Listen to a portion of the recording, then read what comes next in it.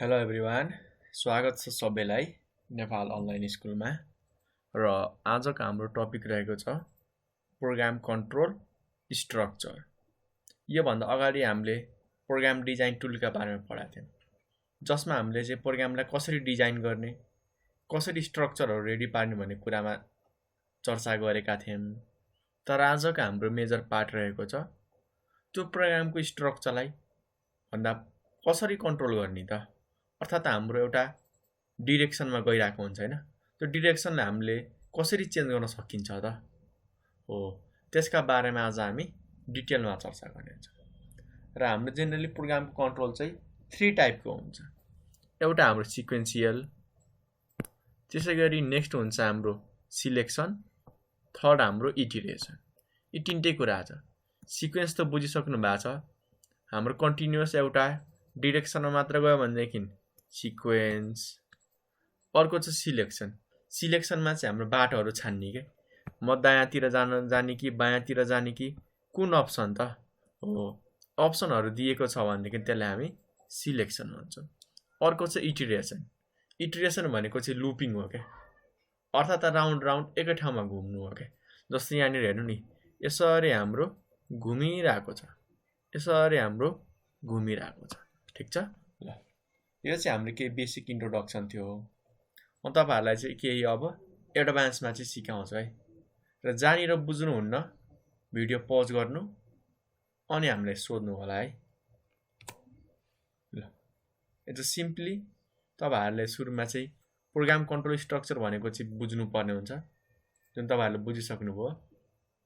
र म थोरै एकचोटि अझ रिभिजन गरिदिन्छु है। प्रोग्राम कन्ट्रोल स्ट्रक्चर भनेको प्रोग्राम कुन डिरेक्सनमा गइरहेको छ त्यसलाई कसरी कन्ट्रोल गर्ने, कसरी चेन्ज गर्न सकिन्छ त्यसको स्ट्रक्चर, त्यसैले हामी प्रोग्राम कन्ट्रोल स्ट्रक्चर भन्छौँ। एउटा छ हाम्रो फर्स्टमा सिक्वेन्सियल हो, वा सिक्वेन्स पनि भनिरहेको हुन्छ। सिक्वेन्सियल भनेको हाम्रो डिफल्ट मोड हो क्या। यदि हामीले प्रोग्रामको कन्ट्रोललाई चेन्ज गरेनौँ वा डिरेक्सन चेन्ज गरेनौँ भनेदेखि बाई डिफल्ट वा अटोमेटिक हाम्रो यो सिक्वेन्सियल मोडमा हुन्छ क्या। जस्तै हेर्नु नि, प्रोग्राम भयो, first instruction, second, third, fourth हुँदा हुँदै हाम्रो इन्ड हुन्छ क्या। अर्थात् यसमा हाम्रो केही दायाँ बायाँ हुँदैन, सिधा एउटा डिरेक्सनमा जान्छ अनि हाम्रो के भइरहेको हुन्छ त, हाम्रो इन्स्ट्रक्सन लाइन बाई लाइन सकिएर चाहिँ इन्ड भइदिन्छ, ठिक छ। केही पनि गाह्रो छैन। र इन्स्ट्रक्सन भनेको तपाईँहरूलाई गाह्रो लाग्छ भनेदेखि सिम्पली तपाईँहरूले इन्स्ट्रक्सनलाई हटाएर लाइन बाई लाइन पनि सम्झिन सक्नुहुन्छ क्या। अर्थात् सुरुको line, second line, third line, fourth line, fifth, अब कति लाइनको कोड छ हैन, कति लाइनको हाम्रो सफ्टवेयर छ, यसरी हाम्रो एकपछि अर्को लाइन अटोमेटिक जान्छ है, जम्पिङ हुँदैन है। कतिले फेरि के सोच्छन् भन्दाखेरि सिक्वेन्सियली गइरहेछ, 2बाट जम्प भएर हाम्रो 4मा जान्छ, त्यस्तो होइन। एकाएक हाम्रो सिक्वेन्सियल र इन्क्रिमेन्टल तरिकाले क्या, एकपछि अर्को सबै जान्छ। अब नेक्स्ट छ हाम्रो सिलेक्सन। हेर्नु होला, सिलेक्सनमा केही गाह्रो छ त छैन नि। सिलेक्सन भनेको के हो त, छान्नु हो। छान्नुभन्दा अगाडि हामीसँग के हुनुपर्छ त, अप्सन हुनुपर्छ क्या। अर्थात् अल्टरनेटिभ हुनु पर्यो नि त, अनि पो छान्ने हो त। एउटा मात्र बाटो छ भनेदेखि छान्नु पर्छ त, पर्दैन नि। छाने नछाने हामी त्यही बाटोमा जानुपर्ने हुन्छ। तर सिलेक्सनमा चाहिँ हाम्रो के हुन्छ त, अल्टरनेटिभ पाथ हुन्छ, जसलाई हामी ब्रान्चिङ पनि भन्छौँ हो। र हाम्रो अल्टरनेटिभ पाथमा जानको लागि हामीले चाहिँ डिसिजन लिनुपर्ने हुन्छ क्या। तपाईँहरूले चाहिँ फ्लो चार्ट राम्ररी पढेर आउनु होला, यसमा एकदमै धेरै हेल्पफुल हुनेछ।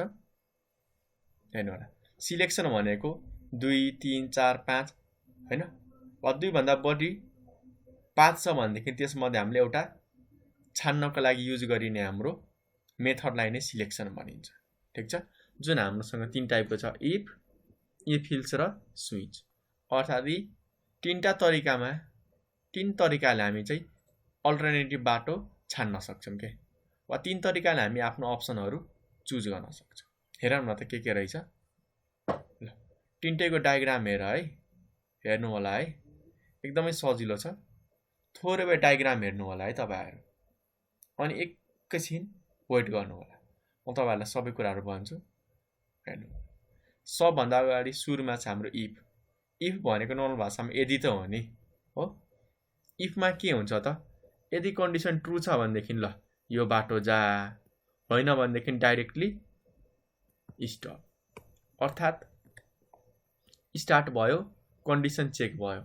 कन्डिसन ट्रु छ भनेदेखि भित्र छिर्यो, होइन भनेदेखि सिधा हाम्रो बाहिर जाने, अर्थात स्टप और इन्ड हुने भनेर बुझिन्छ।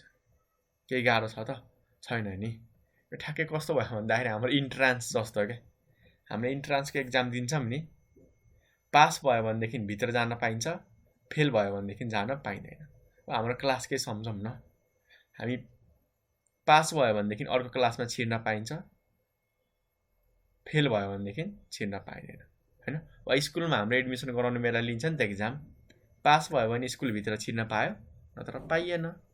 त्यसै गरी नै हाम्रो यो इफमा के हुन्छ त? पास भयो भनेदेखि ल ट्रु भयो भनेदेखि यहाँ जान्छ, फल्स छ भनेदेखि हाम्रो भित्र जान पाएन। अर्को छ हाम्रो इफ इल्स। इफमा चाहिँ हाम्रो ट्रु भएको बेला मात्र केही कुरा पाइयो, फल्स भएको बेला पाइएन। तर हाम्रो इफ इल्समा के हुन्छ त? यहाँ हेर्न सक्नुहुन्छ, कपीमा लेख्नु होला है। इफ इल्समा चाहिँ हामीसँग चाहिँ चाहे हामी राइट होम वा रन, अर्थात चाहे हामी ट्रु होम वा फल्स, हामीसँग एउटा अप्सन चाहिँ दिएको हुन्छ, हो?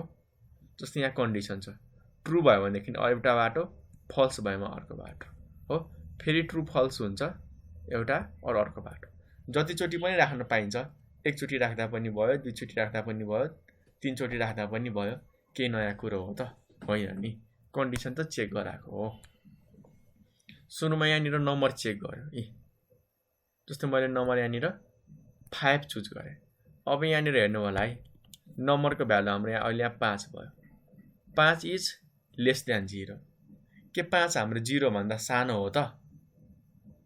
5 त 0 भन्दा ठुलो हो भनेपछि यहाँ फल्स भयो। फल्स भएपछि यतातिरको बाटो चुज गर्यो। हेर्नु होला है, अब फेरि यहाँ चुज गर्छ, के 5 हाम्रो 0 भन्दा ठुलो हो? 5 त 0 भन्दा ठुलो हो। ट्रु भएमा चाहिँ हाम्रो कतातिरको बाटो फलो गर भनेको छ त? यतातिरको। भनेपछि द नम्बर इज पोजिटिभ। अर्थात हामीले इन्टर गरेको नम्बर के रहेछ त? 5 पोजिटिभ रहेछ क्या। यसरी पत्ता लगाइदिन्छ। जस्तै मैले अब यहाँनिर चाहिँ -5 हालेँ, ल -5। अब यहाँ चेक गर त, के -5 हाम्रो 0 भन्दा सानो हो? -5 त 0 भन्दा सानो हो, किनकि स्केल त हेर्नु भएको छ नि, 0 1 2, यतापट्टि सबै ग्रेटर, -1 -2 यतापट्टि सबै सानो, -5 हाम्रो यता हुन्छ, बिचमा 3 र 4 होला। अर्थात 0 भन्दा हाम्रो -5 सानो, ट्रु भयो, यता आयो। यो सफ्टवेयरले हाम्रो के पत्ता लगायो त? यो प्रोग्रामले -5 चाहिँ हाम्रो नेगेटिभ नम्बर रहेछ। कति सजिलो। ल अर्को पनि एउटा एक्जाम्पल मैले चाहिँ पोजिटिभ र नेगेटिभ होइन 0 नम्बर दिएँ। 0 त हाम्रो पोजिटिभ पनि होइन, नेगेटिभ पनि होइन, यसलाई हाम्रो नन नेगेटिभ नम्बर भनिन्छ। अब यहाँ चेक गर्छ, 0 लेस देन 0, ट्रु कि फल्स? फल्स हो नि। 0 0 भन्दा सानो हो त? होइन नि, इक्वल हो नि, फल्स भयो, यता आयो। अब यहाँ चेक गर्छ, के 0 हाम्रो 0 भन्दा ठुलो हो त? होइन नि, ठुलो भएको भए यता जान्थ्यो, ट्रुमा फल्स रहेछ। कतातिर जाने त? यतातिर। हाम्रो इन्टर गरेको नम्बर चाहिँ 0 रहेछ क्या। अर्थात् पोजिटिभ पनि होइन, नेगेटिभ पनि होइन, 0 रहेछ। यसरी चाहिँ हाम्रो यो फ्लो चार्टले के पत्ता लगाइदिन्छ त? नम्बर पोजिटिभ हो कि नेगेटिभ। अब नेक्स्ट आउँछ हाम्रो स्विच। हेर्नु होला है, हामी थर्डमा छौँ। यो चाहिँ एकदमै सिम्पल छ, यसलाई त्यस्तो गाह्रो मानेर नबुझ्नु होला। र तपाईहरुले भिडियो चाहिँ मिनिमम 2-3 चोटि चाहिँ रिभिजन गर्नु होला है, अनि तपाईहरुलाई एकदमै सजिलो हुनेछ। हुन त केही पनि गाह्रो छैन। हामी कहाँ थियौं त? स्विचमा हैन। यस्तो हेर्नु होला है, नर्मल्ली हाम्रो स्विचमा के हुन्छ त? स्टार्ट त इन्ड त छँदैछ, जहाँ पनि स्टार्ट र इन्ड त भइहाल्छ। यहाँ हाम्रो कन्डिसन हुन्छ हो, कन्डिसन चेक गरिन्छ, अनि केस हेरिन्छ कि केस 1 2 3 यसमा चाहिँ के हुन्छ भन्दाखेरि हामीलाई अप्सन दिएको हुन्छ क्या स्विचमा के हुन्छ त अप्सन दिएको हुन्छ। यहाँनिर चाहिँ हाम्रो कुन केससँग म्याच गरे त हो। जस्तै मानव हाम्रो यहाँनिर एउटा फिल्महरू राखिएको थियो। यहाँ ए भन्ने फिल्म थियो, इमेजिन गर न। यहाँ हाम्रो बी भन्ने फिल्म, सी भन्ने फिल्म र डी भन्ने फिल्म रहेछ हो। मानव हामी चाहिँ फिल्म चुज गर्ने एउटा प्रोग्राम बनाइरहेको छौँ। यस्तो केसमा हामी चाहिँ स्विच युज गर्छौँ। अब मानव हामीले के अप्सन दियो त, यदि फिल्म ए हेर्न चाहन्छौ भनेदेखि 1 इन्टर गर, फिल्म बी हेर्न चाहन्छौ भनेदेखि 2 इन्टर गर, फिल्म सी हेर्न चाहन्छौ भनेदेखि 3 इन्टर गर हो। यदि कुनै पनि मान्छेले 1 हान्यो भनेदेखि कहाँ म्याच हुन्छ त, केस 1। ल मानव यहाँ म्याच भयो हाम्रो। ए फिल्मको लागि उसको टिकट हामीले काट्यौँ। ए फिल्मको लागि हामीले उसको दिएको पैसाको टिकट कटायो हो। यदि 2 हान्छ भनेदेखि बी भन्ने फिल्मको लागि कति पैसा लाग्छ त्यसकै अनुसार हामीले टिकटहरू काट्छौँ नि त हो। त्यसै गरी सी, यदि उसले चाहिँ मिस्टेक दिएको छ भनेदेखि हामी के सम्झिन्छौँ त, ए उसलाई चाहिँ डी भन्ने फिल्म चाहिँ चाहिएको रहेछ, कुनै पनि दिएन। यसरी यसलाई अर्को तरिकाले नै हामीले छान्न सक्छौँ। जस्तो हाम्रो क्याल्कुलेटरमा अप्सनहरू दिएको हुन्छ नि त, जोड्ने कि जस्तै ल 1 इन्टर हान्यो भनेदेखि एडिसन, 2 भन्ने सब्ट्र्याक्सन, 3 को लागि मल्टिप्लिकेसन। यदि केही पनि वा मिस्टेकली इनपुट हान्यो भनेदेखि हाम्रो चाहिँ डिभिजन होस् हो। अब यहाँनिर उसलाई सोध्ने कि कुन अपरेसन तिमी गर्न चाहन्छौ म्याथमेटिकल। उसले अब 1 हान्यो भनेदेखि हामी के बुझ्छौँ त, ल उसले चाहिँ एडिसन गर्नुपर्ने रहेछ, उसलाई चाहिँ एडिसन गर्नको लागि अप्सन दिने, ठिक छ। यदि 2 हान्यो भनेदेखि सब्ट्र्याक्सन, 3 हान्यो भनेदेखि मल्टिप्लिकेसन र त्यसै गरी 4 इन्टर गर्यो भनेदेखि हाम्रो डिभिजन वा केही अर्को भ्यालु पनि इन्टर गरेमा हाम्रो डिफल्ट डिभिजन। हामीले यति कुरा बुझ्नुपर्छ है। अब लास्टमा आउँछ हाम्रो इटिरेसन हो, जसलाई हामी रिपिटेसन पनि भन्छौँ और यसैलाई हामीले लुपिङ पनि भन्छौँ। अब कुरा आउँछ कि लुप भनेको के हो। लुप भनेको एउटा सर्कुलर पाथ हो क्या हो। सर्कुलर पाथ भन्दा पनि हाम्रो एउटा गोलो हो, जसमा चाहिँ हाम्रो जहाँ स्टार्ट भएको छ फेरि हामी त्यही बाटो हिँड्यो भनेदेखि फेरि त्यहीँ आएर पुग्छौँ कि। अर्थात् जहाँ स्टार्ट भएको छ त्यहीँनिर इन्ड भएको छ भनेदेखि त्यस्तो हाम्रो लुपिङ हुन्छ क्या। अब हामी यस्तो फ्लो चार्ट हेर्छौँ जसमा चाहिँ हाम्रो लुपिङ भएको छ। ल यहाँ हेर्नु होला है, जस्तै तपाईँहरूलाई एकदमै इजी छ, केही गाह्रो त्यस्तो मान्नु पर्दैन। यहाँ स्टार्ट भएको छ, यसरी गयो। ल कन्डिसन मानौँ ट्रु भयो, फेरि के भयो त घुमेर यहाँ आयो क्या। अर्थात् अघि जाने बेला स्टार्ट हाम्रो यहाँ भएको थियो, मानौँ न यहाँबाट हामीले स्टार्ट भन्यौँ, फेरि घुमेर जाँदाखेरि त्यही पोइन्टमा आयौँ। यहाँ हामी घुम्दाखेरि फेरि यही बाटोमा हामी घुमेछौँ क्या। अर्थात् यहाँनिर हाम्रो रिपिट भइरहेछ, लुप भइरहेछ क्या हो। सिम्पल भाषामा भन्दाखेरि हाम्रो यहाँनिर चाहिँ लुपिङ भइरहेको छ। यहाँ पनि त त्यस्तै छ नि हो। कन्डिसन ट्रु छ भनेदेखि यहाँनिर सर हाम्रो लुपिङ भइरहेछ, गोलो गोल हाम्रो के भइरहेछ त घुमिरहेको छ क्या। गोलो गोल हाम्रो घुमिरहेको छ। यति कुरा हो है हामीले जान्नुपर्ने। केही गाह्रो छ त छैन नि। तपाईँहरूलाई केही गाह्रो लाग्यो त लागेन नि, केही पनि त गाह्रो छैन नि। अघिको डायग्राममा पनि त्यही हो कि डिस्काउन्ट कति दिने हो भन्ने कुरा हो, ठिक छ। 3टा टोकन थियो।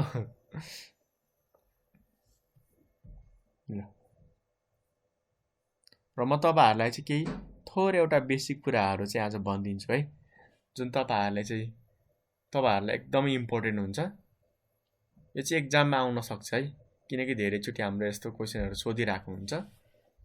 यहाँ फ्लो चार्ट र एल्गोरिदमको डिफ्रेन्स पनि जान्नुपर्ने हाम्रो हुन्छ है, एकदम जरुरी छ।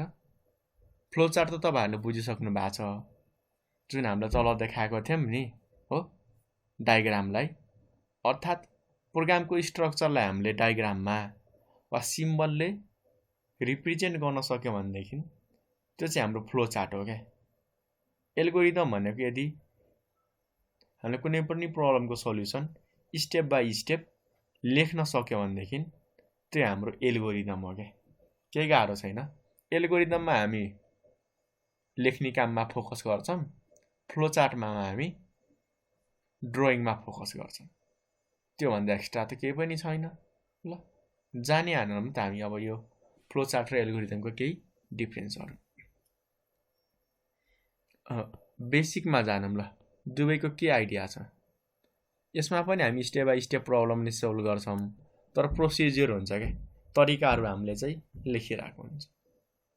तर यसमा हामी डायग्राम बनाउँछौँ जसमा चाहिँ हाम्रो डिफ्रेन्ट सेपहरू हैन, डिफ्रेन्ट सिम्बलहरू, डिफ्रेन्ट हाम्रो चित्रहरू, डायग्रामहरू हुन्छन् जसले चाहिँ हामी इन्स्ट्रक्सनको फ्लो देखाउँछ क्या। माथि इन्स्ट्रक्सन देखाउँछ फर्स्ट सेकेन्ड थर्ड भनेर, तल हाम्रो फर्स्ट सेकेन्ड थर्ड नदेखाइकन चाहिँ यसमा हामीले के गर्छौँ त, यता यता जानुपर्ने हुन्छ, किनकि हाम्रो कुनै कन्डिसनमा यता नजाने पनि हुन्छ नि त। कन्डिसन जता म्याच भएको छ उता जान्छौँ। अर्थात् यसमा हाम्रो चाहिँ डायग्राममा चाहिँ फ्लो देखाउँछ कि हामी कतातिर बग्ने हो वा कतातिर जाने हो भन्ने कुरा छ। अर्को चाहिँ हाम्रो कम्प्रेन्सिबिलिटी, बुझ्न कुन सजिलो छ त। एल्गोरिदम हाम्रो गाह्रो छ, गाह्रो त छैन, तर फ्लो चार्टको कम्पेरिजनमा हाम्रो एल्गोरिदम गाह्रो छ क्या। किन भन्नु होला, एल्गोरिदममा धेरै कुरा लेखिएको हुन्छ, पढ्नुपर्ने हुन्छ, कतिले हाम्रो ग्रामरहरू मिस्टेक पढेर पनि धेरै फरक मिनिङ निकालिरहेको हुन्छन्। तर हाम्रो फ्लो चार्ट चाहिँ एकदमै सजिलो छ। अब युजेज, हामीले एल्गोरिदममा नर्मली हामीले चाहिँ प्लेन टेक्स्टहरू वा नर्मल लेटरहरू मात्र युज गर्छौँ, तर फ्लो चार्टमा हामीले ग्राफिकल सिम्बल र टेक्स्ट दुवै कुरालाई चाहिँ हामी के गर्छौँ त, मिलाएर चाहिँ युज गरिरहेका हुन्छौँ।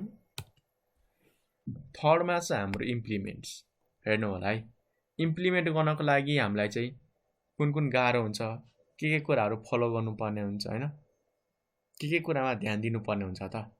एल्गोरिदममा कुनै पनि रुल छैन। हुन त एउटा सिम्पल रुल छ कि हाम्रो स्टेप बाई स्टेप हुनुपर्छ र फाइनाइट स्टेप हुनुपर्छ। अब फाइनाइट स्टेप नभइकन त प्रब्लम नै सल्भ हुँदैन, यो त कुनै ठुलो कुरा भएन। अर्को चाहिँ हाम्रो फ्लो चार्ट। फ्लो चार्टमा चाहिँ हामीले एकदमै रुलहरू, नियमहरू ध्यान दिनुपर्ने हुन्छ। जस्तो स्टार्टको लागि हामीले यही सिम्बल बनाउनु पर्ने हुन्छ, इनपुटको लागि यही सिम्बल बनाउनु पर्यो, अर्को सिम्बल बनाएर भएन। प्रोसेसको लागि हामीले यस्तै सिम्बल बनाउनु पर्यो, सबैलाई जोड्नको लागि हामीले यसरी एरो नै बनाउनु पर्यो क्या।